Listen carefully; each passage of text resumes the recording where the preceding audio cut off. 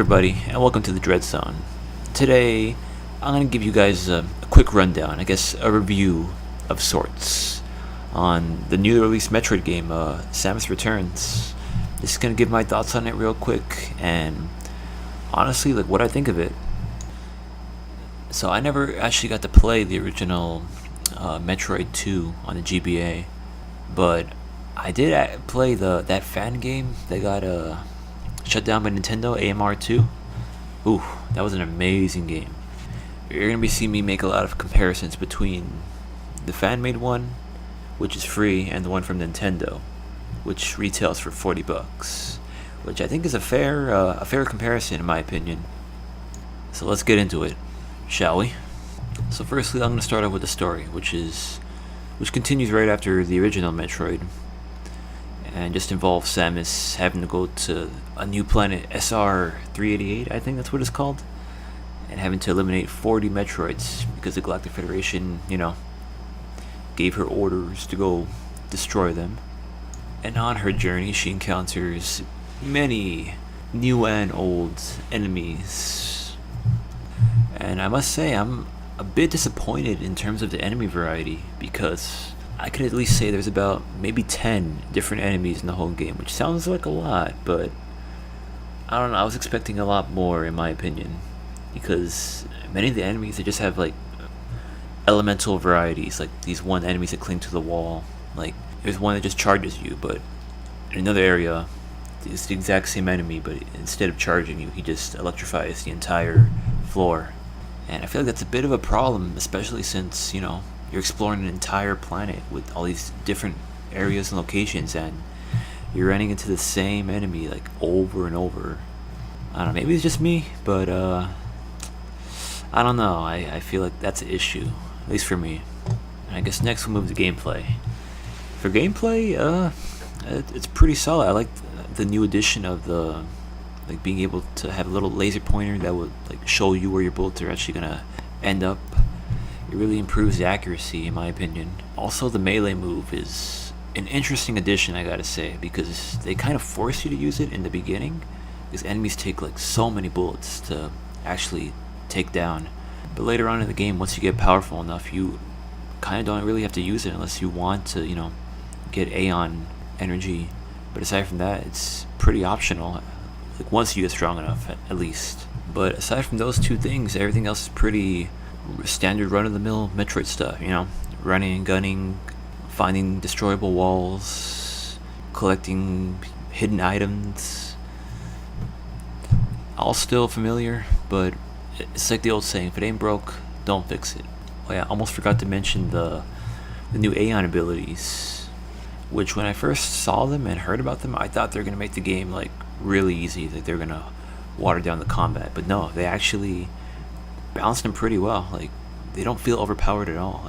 The enemies and the bosses, you can't destroy a boss with just using the Aeon ability. You actually have to dodge and maneuver and use skill to beat the boss, which I feel like that's pretty impressive that they were able to not make it overpowered. Speaking of bosses, I gotta say the bosses are pretty creative, and I believe a lot of them are new additions, because I don't recall ever hearing about any of these in the original game, except for the one you face in the beginning, I believe. But aside from that, the other few you face are really unique and pretty difficult.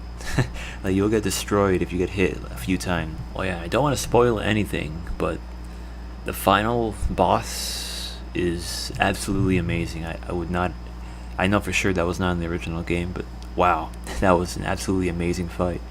I'd say that the length of the game, well, for me, it took me at least 12 hours to beat the game and collect everything that there was to collect. And I'm a pretty seasoned Metroid player, I'd say, because I played Fusion, Zero Mission, Super Metroid.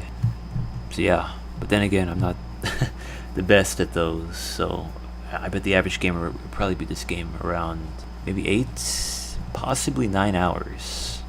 Also forgot to mention the cutscenes, which I really like, because they add a lot of, without Samus talking at all, they add so much depth and charm to her character.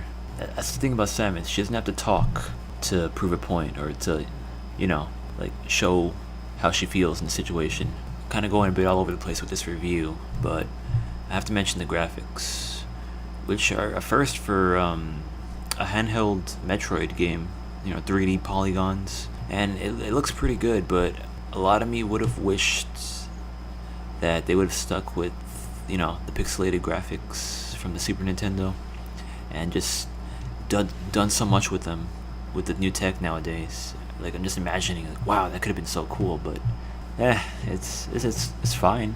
It does a good job at like adding a whole bunch of depth to the environment of SR388, like how the dangers, the ominous presence of like beasts you can see like lurking in the background. So since this is my first ever review, I'm probably gonna stick with the number system.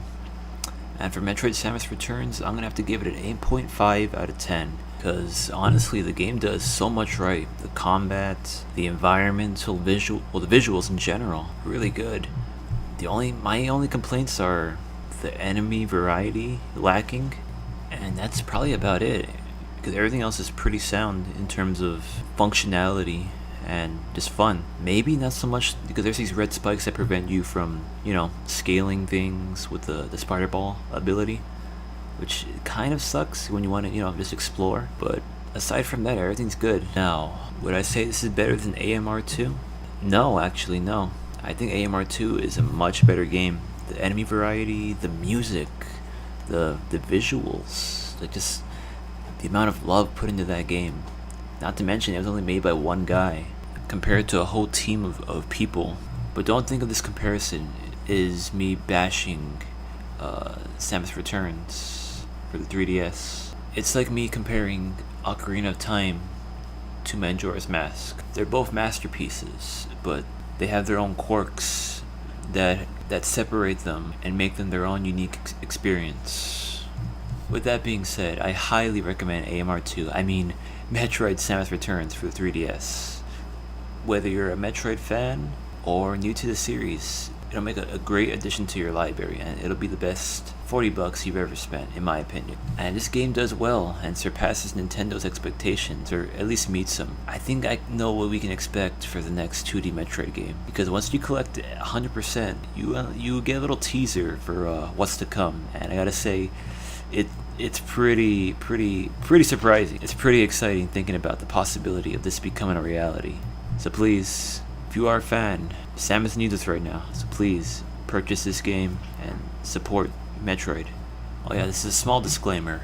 This video was not endorsed in any way by Nintendo. It's just from a fan who really enjoys the series and wants to see more from it. So this has been Dread from the Dread Zone, signing off from the Dark Sector. See you next mission.